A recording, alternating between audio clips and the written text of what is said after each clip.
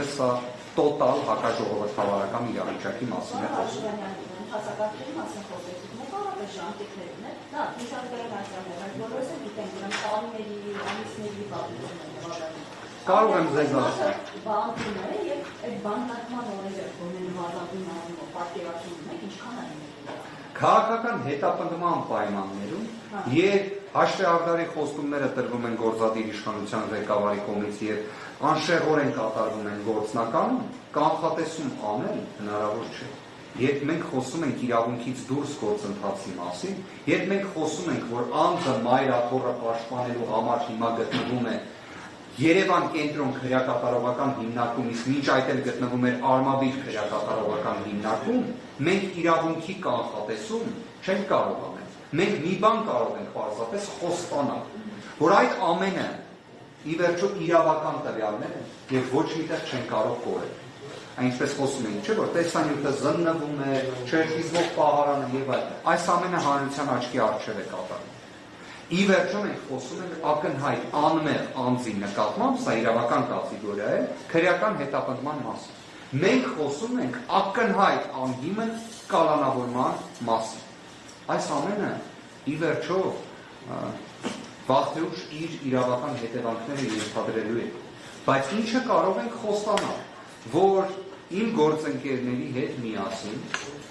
որևէ մի գործիքակազմ չկա, որը չի իրացվել։ Եվ այդ իմաստով համոզված եղեք, իրավունքը ի վերջո գերակայելու է։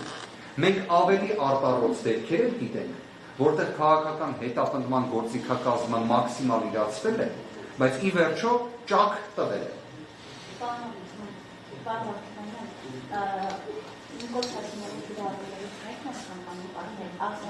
Ասում են մենք մեր ձևով ենք միջամտելու, հիմա ես քեզ իմ ձևով միջամտեմ ստահալ, ավելի ճիշտ է։ Այլ մենք քննարկում ենք ինչ նկատում ենք Սամվել Կարապետյանի երկացների մեր ձևով միջամտելու։ Իդեպ միջամտել բառը չի ասել։ Ասելամասնություն։ Նա ինքնը Նիկոլ Սղարյանն անդրադառնանք էլի, որովհետև ինչ դերակատարում է սա Փաշինյանը։ Նիկոլ Փաշինյանի այս գրավումը մենք մեր ձևով ինչպես եք ընկալել,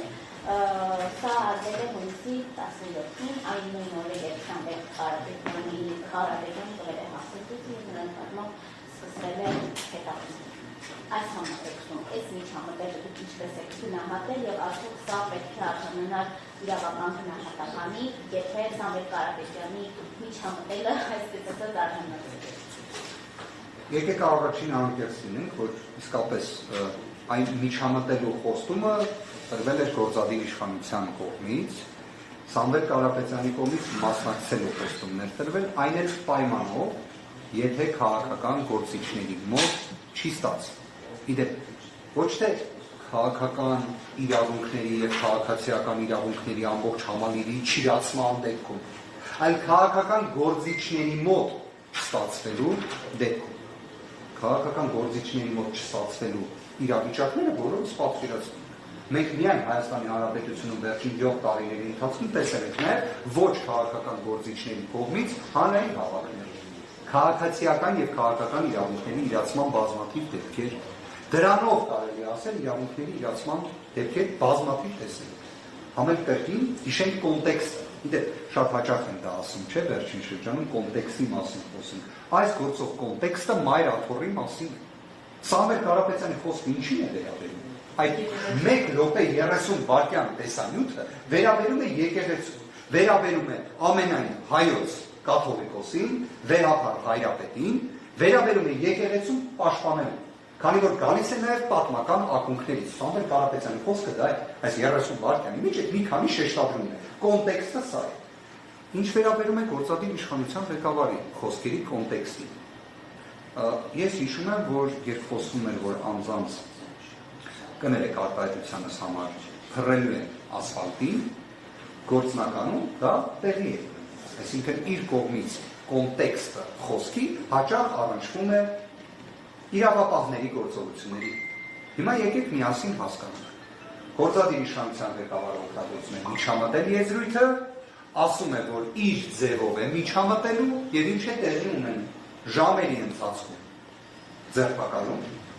մի քանի հաջորդող ժամերի ընթացքում կալանքի միջնորդություն, այնուհետև կալանավորում, այնուհետև Արմեն Դանիելյան,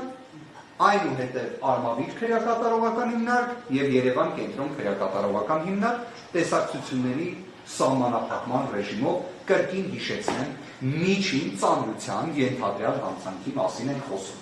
Իդեպ, եթե այս գործը ըստ էության քննվի դատարանում, պատիժը կարող է լինել տուգանք, բայց Սամվել Կարապետյանը հիմա կալանավորված, եթե սա իրավական աբսուրդը չէ և ընդգծված քաղաքական հետապնդում չէ, ապա եկեք փորձենք հասկանալ որոնք են քաղաքական հետապնդման դեպքերը և իրավական աբսուրդի դեպքերը, որտեղ առանց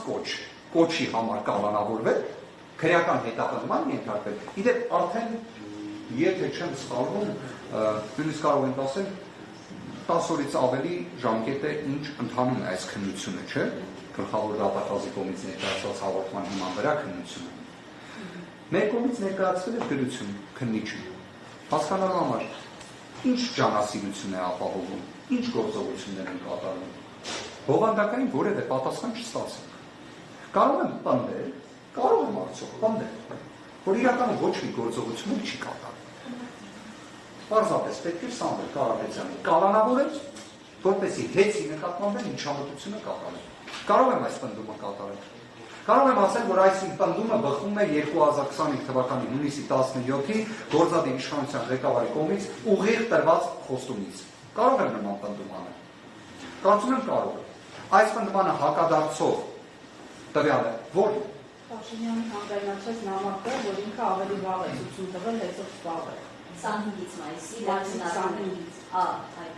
Այսինքն ավելի վաղ էր տրվել ցույցում հակասահմանադրական գործողություններ կատարել։ Հեծը տեղյակ է այդ իրենց ինչ է սպասում, դրա Հասկանում եմ, այսինքն հեծի վերաբերյալ գործողությունների